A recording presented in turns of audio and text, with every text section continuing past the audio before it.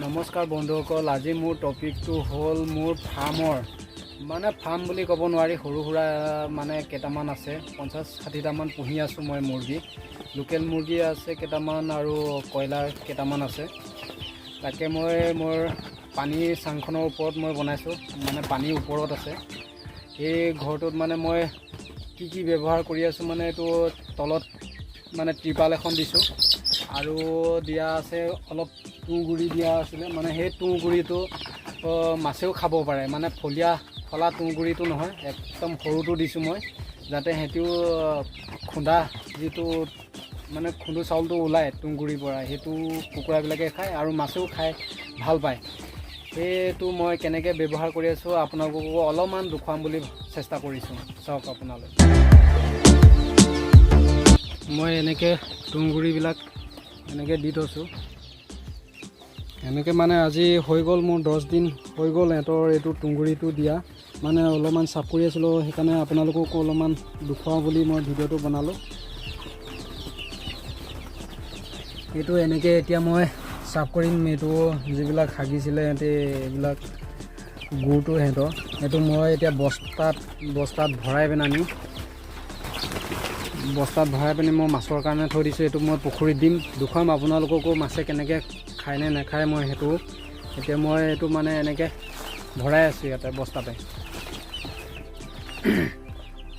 এইটো তাৰপিছত চাফ কৰি আকৌ মই সৰু তুঁহগুৰিটো ইয়াৰ ওপৰত আকৌ দিম। আকৌ 10 দিনৰ পিছত মই আকৌ এইটো উঠাম, আকৌ মই পুখুৰীত দিম। এনেকৈয়ে মই পুহি আছোঁ, চাই থাকক আপোনালোকে। এইটোতো হৈছে 1 মাহ, পূৰাপূৰি 1 মাহ হৈছে এইটো কয়লা হয় এইকেইটা, আৰু এইকেইটা লোকেলকেইটাও 1 মাহ হৈ গ'ল, ধুনীয়া হৈছে। লোকেলকেইটাও বাঢ়িছে খুব সুন্দৰকৈ। মই চব কিনা দানাটো খুৱাই আছোঁ আৰু ভাতো ইউজ কৰোঁ, সিহঁতক ভাতো দিওঁ আৰু মই খুন্দু চাউলবিলাকো দি দিওঁ সিহঁতক, এইবিলাকেই খুৱাই আছোঁ।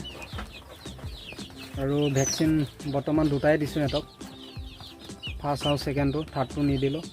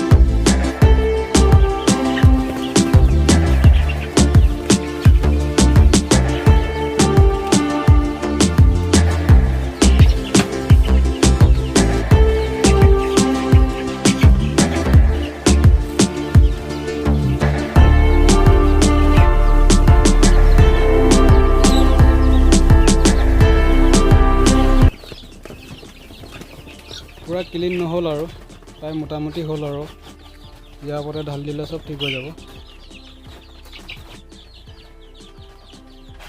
আৰু 1 মাহৰ পিছত পূৰা এইটো তাত দি দিম, তাৰপিছত চফা কৰি দিব লাগিব। এইখিনি অলপ ডাঙৰ হোৱালৈ চাই আছোঁ, অলপমান বহল জেগা কৰি দিম।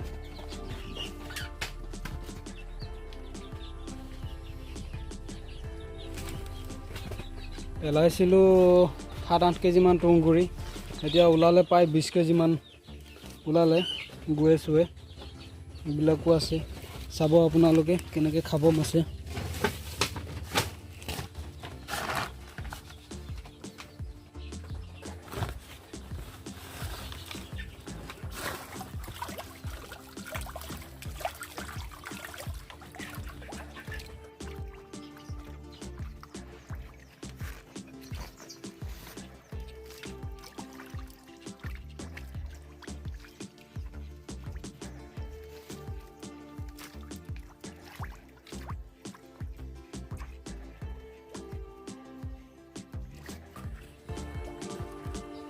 এই চিষ্টেমটো আপোনালোকেও কৰিব পাৰিব পুখুৰী আছে যদি। এনেকৈ খালি সৰু তুঁহগুৰিটো দিব লাগিব। এইটো চব সৰু তুঁহগুৰিটো।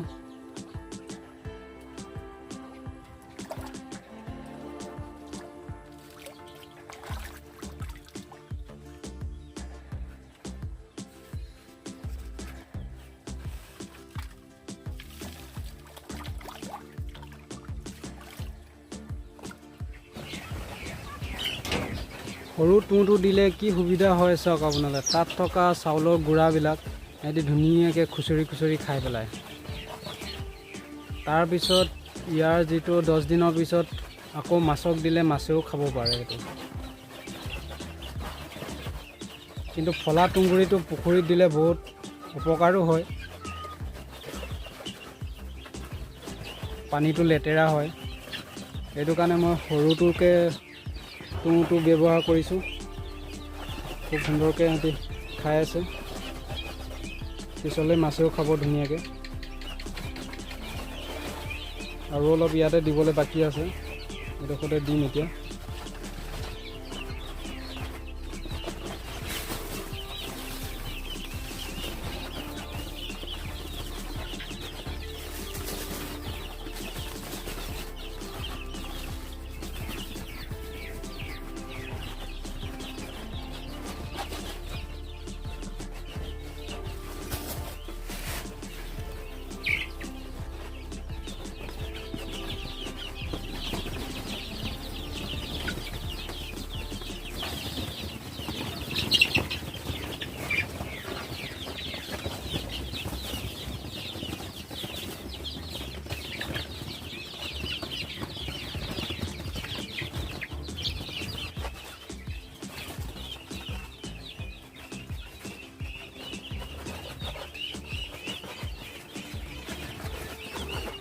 আৰু 2 দিনৰ পিছত ইয়াতকৈ অলপ পাতলাকৈ মই ছিটিয়াই দিম।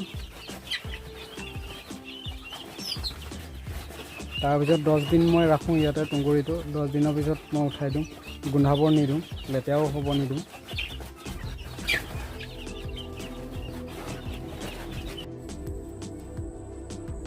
ভিডিঅ'টো ইমানতে সমাপ্ত কৰিছোঁ। ভিডিঅ'টো চাই ভাল পালে কমেণ্ট কৰি নিশ্চয় জনাব। মোৰ এই চিষ্টেমটো ভাল হৈছে নে নাই তাকে কমেণ্ট কৰি জনাব। Thank U.